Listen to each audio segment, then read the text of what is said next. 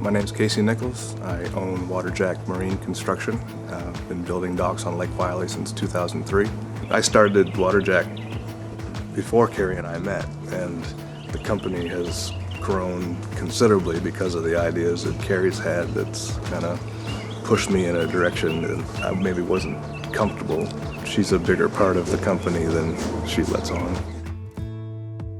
The whole process, is the initial meeting, discussion about design and budget, and then the estimate. The first meeting is usually just about how they're going to use the dock and how many boats they have, if there's jet skis now or in the future. And the big thing is to figure out what the long-term goal is, because it's easier to build it into the design now for future use. Everybody that comes to us have different ideas and what they want to use the dock for. So we like to customize it to how they're going to use it instead of what we had maybe done for somebody else. So after that first conversation, we like to get a preliminary design down on paper.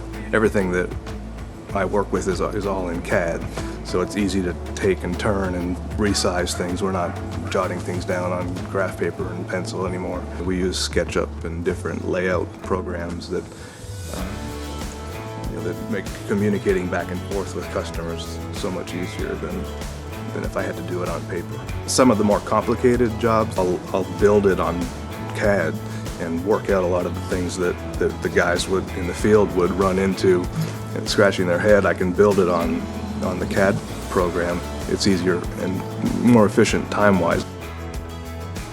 As soon as we get a design that's close or exactly what people want, then we'll go ahead and put some numbers together. So the next step is just the estimate. Certain counties on Lake Wylie, you have to have engineered drawings. It's a county law. They won't even accept an application without engineered drawings. There's not really any building code for on the lake, and I'll look at the drawings and think that's a great baseline, but you need another pole here and you need more lumber here, and that's got a lot to do with the years I spent building out in the field swinging the hammer. And I've seen corners cut that wouldn't be cut in other counties where the contractor knows they're going to have an inspection. The little bit of information that they give us as guidelines is really the beginning. We go beyond that building code just because we know over time what happens and where extra braces and things are needed that you can't get out of any building code book. We've partnered with companies like Trex. We don't buy any of our material from any of the big box stores that typically sell, second grade lumber. We're a platinum dealer for Trex, which gives the client a labor warranty along with the material warranty. We're the only dock builder in the area, at least for Lake Wylie, that has that labor warranty.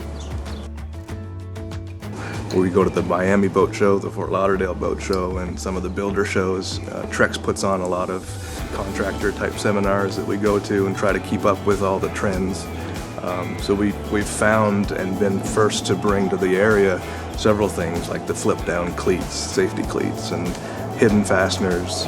So we've incorporated a lot of things that we thought were cool that we saw at shows, sometimes before they were even available to the public to purchase.